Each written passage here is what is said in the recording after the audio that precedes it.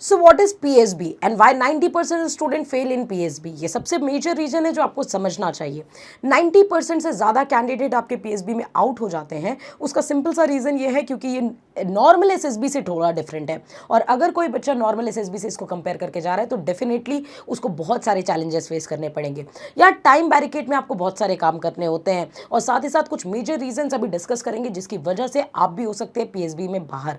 तो आइए समझते हैं सबसे पहली बात पीएसबी के एग्जाम पैटर्न को, कि आखिरकार पीएसबी जो एग्जामिनेशन है ये है क्या। इंडियन कोस्ट गार्ड यानी आईसीजी एसी का जब आप एग्जाम देते हैं तो स्टेज 2 में आपका जो लेवल आता है दैट इज पीएसबी का एग्जामिनेशन। पीएसबी जो क्लियर करता है उसको फिर एफएसबी के लिए कॉल आती है। तो आज हमारा मेन मुद्दा है कि सेकंड स्टेज का जो एग्जामिनेशन है दैट इज पीएसबी, इसको हम डिटेल में समझें। तो सबसे पहली बात आपको बता दें कि जो कैंडिडेट चॉइस पीएसबी को सेंटर सबसे पहले सिलेक्ट करते हैं, पीएसबी के सेंटर पे आप पहुंचने के बाद आपके दो तरीके के टेस्ट होते हैं जिसको हम बोलते हैं CCBT, computerize cognitive battery test, and एक होता है पीपीएनडीटी जिसको हम बोलते हैं picture perception and discussion test. अब ये दोनों test picture perception and discussion test जो होता है वो नॉर्मल वही टेस्ट है जो आपको देखने को मिलता है नॉर्मल एसएसबीज में, लेकिन यहाँ पे सीसीबीटी काफी ज्यादा गेम चेंजिंग रोल प्ले करता है।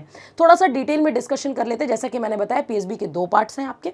सबसे पहले सीसीबीटी को समझते हैं। सीसीबीटी की बात करें तो कुछ ऐसा स्ट्रक्चर होता है जहां पे आपको नॉर्मल बैठाया जाता है, सामने एक बड़ी सी स्क्रीन होती है, उसमें आपके क्वेश्चंस प्रोजेक्ट किए जाते हैं, और उन क्वेश्चंस में हर एक क्वेश्चन की अपनी टाइम लिमिट होती है। कुछ क्वेश्चंस आपको 5 सेकंड्स में करने होते हैं, कुछ क्वेश्चन आपको 10 सेकंड्स में करने होते हैं। हर क्वेश्चन की अपनी टाइम लिमिट होती है। मेमोरी बेस्ड कई सारे क्वेश्चंस आते हैं, सिनोनिम एंटोनिम्स आते हैं। पूरे स्ट्रक्चर को अभी हम समझ लेते हैं। सीसीबीटी में बेसिकली 7 सेक्शंस आते हैं जिसमें आपको 80 क्वेश्चंस देखने को मिलेंगे, 30 मिनट में करने होंगे। ये काफी गेम चेंजर है। क्यों?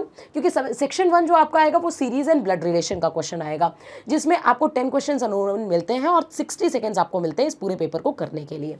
फिर सेक्शन 2 जो होता है, सेक्शन 2 में आपका आता है synonyms and antonyms. 5 synonyms, 5 antonyms, 5 seconds आपको पर मिलते हैं पर हेड एक क्वेश्चन के लिए, और 50 सेकंड्स आपको यहाँ से कवर करने होते हैं। और अच्छे से इसमें कोई भी नेगेटिव मार्किंग नहीं है, तो एक कंपल्शन होता है कि मतलब क्वेश्चन आप करते जाइए, एंड कोई अलग से समय नहीं दिया जाएगा। जो क्वेश्चन प्रोजेक्ट कर रहा है उसमें आपको आंसर्स भी फाइंड आउट करने हैं, मार्क भी करना है, ओएमआर फिलिंग भी उसी ड्यूरेशन में करनी होगी आपको। सेक्शन 3 की बात करें तो मिस स्पेल्ट आते हैं, इसमें भी आपकी टाइम लिमिट होती है। सेक्शन 4 की बात करें तो मेमोरी टेस्ट आता है। फिर सेक्शन 5 में आता है वर्ड फॉर्मेशन। वर्ड, ये यहाँ पे काफ़ी ज़्यादा बच्चे फंसते हैं। कुछ वर्ड्स दिखाए जाते हैं, आपको देखने होते हैं उससे कितने वर्ड फॉर्म हो सकते हैं, कितने वर्ड्स आप बना सकते हैं। सेक्शन 6 आता है मिरर इमेज, थोड़ा सा ईजी सेक्शन होता है ये। सेक्शन 7 की बात करें तो अल्फा न्यूमेरिक टेस्ट होता है। ये 7 सेक्शंस में आपका पेपर डिवाइडेड होता है। 30 मिनट्स में ये आपकी पूरी बैंड बजाने की ताकत रखता है, जहाँ पे आपकी इंटेलिजेंस बहुत ज़्यादा शो करती है, आपके रिफ्लेक्स एक्शंस बहुत सारे शो करते हैं, आपका मेमोरी टेस्ट चेक होता है, आपका officers intelligence level test check होता है कि वाकई में आपके रिफ्लेक्स एक्शंस और आपकी मेमोरी कितनी स्ट्रांग है, सो दैट आप इस पेपर को क्लियर कर सके। तो यहाँ पे ये पूरा ओआईआर पैटर्न से पूरा डिफरेंट है, ये पूरा एग्जाम पैटर्न है। नेक्स्ट स्टेज जब आप सीसीबीटी क्लियर कर लेते हैं तो आपको पीपीएनडीटी करना होता है on the same day PSB के दिन। पीपीएनडीटी में आपको एक पिक्चर दिखाई जाएगी, ऑन दैट बेसिस आपको एक स्टोरी लिखनी होगी, एंड स्टोरी के ऊपर फिर आपके ग्रुप्स में आपका जीडी कराया जाएगा। तो ये फर्स्ट डे यानी पीएसबी का पूरा रूटीन है। लेकिन और उसके बाद क्या होगा, जब आप पीएसबी क्लियर कर लेते हैं फिर आपको कॉल अप लेटर जाता है एफएसबी के लिए कुछ दिन बाद। नॉर्मल एसएसबी में स्क्रीनिंग और उसके बाद 4 डे का प्रोसेस सेम डे ही होता है, मतलब कंटिन्यूटी में होता है। फर्स्ट डे आपकी स्क्रीनिंग होगी, उसके बाद second day, third day, fourth day, fifth day आपका कंटिन्यूएशन में क्लियर होता है। लेकिन यहाँ पीएसबी के बाद आपको थोड़ा सा टाइम मिलता है, फिर आप एफएसबी के लिए आपको अलग से कॉल अप लेटर आती है जो स्टेज 3 के लिए शॉर्ट लिस्टेड कैंडिडेट होते हैं। अब बात करते हैं कि क्यों मैंने स्टार्टिंग में ये चीज़ बोली कि पीएसबी के कैंडिडेट्स 90% फेल आउट होते हैं। उनके मेजर रीजंस को हम यहाँ पे समझते हैं। सबसे पहली बात तो poor communication skill. If you are not working on your communication skill तो ये सबसे बड़ा लीडिंग फैक्टर होगा जो आपको बाहर का रास्ता दिखाएगा। पीएसबी में communication, clarity of thoughts and confidence बहुत ज्यादा मैटर करता है। Clarity of thoughts that means you have to get connected to the current affair मुद्दा ऑल्सो, एंड ऑल्सो कि आप उसको कैसे अपने कम्युनिकेशन स्किल को बेटर यूज करके अपने थॉट्स को अच्छे से कॉन्फिडेंटली प्रोजेक्ट कर पाएंगे वहां पे।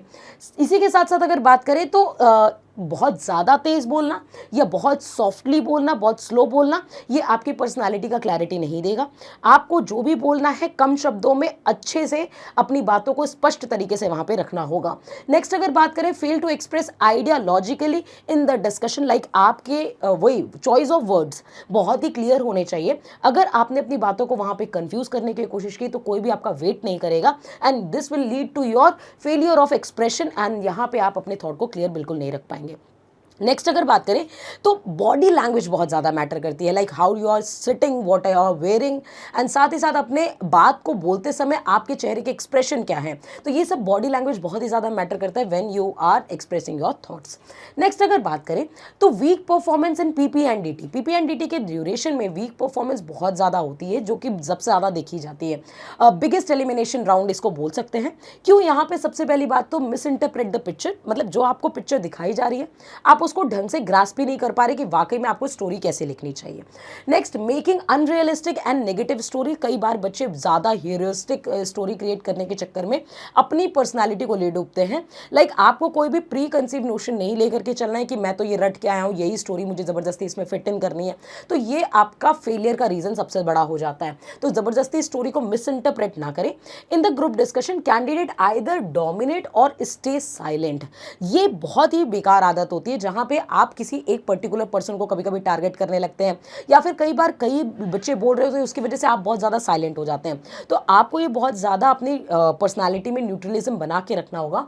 ना तो आप किसी को डोमिनेट करिए, ना ही आप एकदम साइलेंट रखिए। assessors look the candidates who cooperate, contribute and lead naturally, like you have to get your leadership qualities out, right?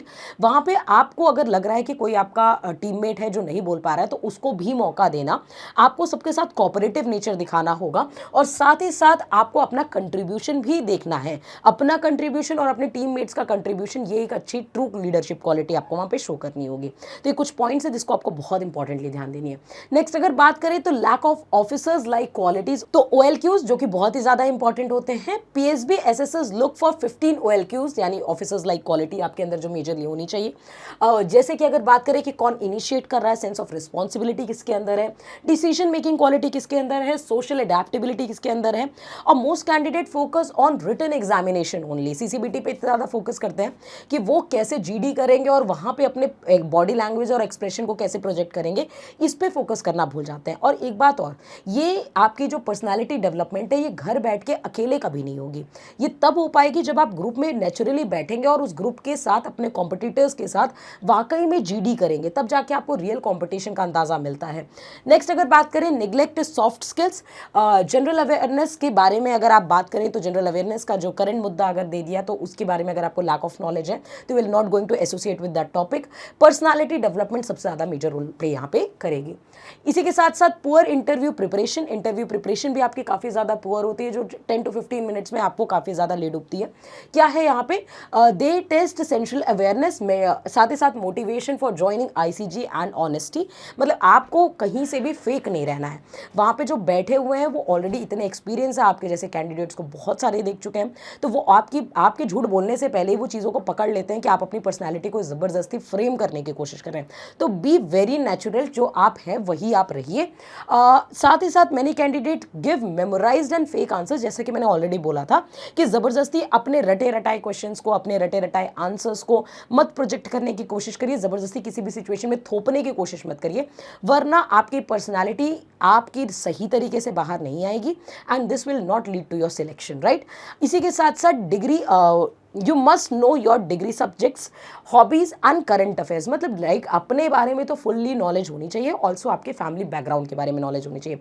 Like आपके फादर ऑक्यूपेशन, मदर ऑक्यूपेशन, भाई किस बारे में स्टडी कर रहा है, बहन किस कॉलेज से और किस सब्जेक्ट से रिलेटेड स्टडी कर रहे हैं, आपके अगर कोई बेस्ट फ्रेंड है तो वो किस कॉलेज से क्या सब्जेक्ट परस्यू कर रहे हैं। तो ये सारी इन्फॉर्मेशन भी आपको पूरी अच्छी तरीके से कंबाइंड यहाँ पे होनी चाहिए। लाइक अपने बारे में तो पूरी अच्छी डिटेल नॉलेज होनी ही चाहिए। सबसे पहले हाउ टू इम्प्रूव, तो सबसे पहले तो पैटर्न को समझो। आपको समझना होगा एग्जाम की नीड, उस एग्जामिनेशन पर्टिकुलर एग्जामिनेशन की नीड क्या है आपसे। एग्जाम पैटर्न को समझो और प्रैक्टिस करो टेस्ट। पीपीटीटी एंड इंटरव्यू सेशंस काफ़ी सारे लीजिए। साथ ही साथ न्यूज़पेपर एडिटोरियल्स रीड करने की कोशिश करिए।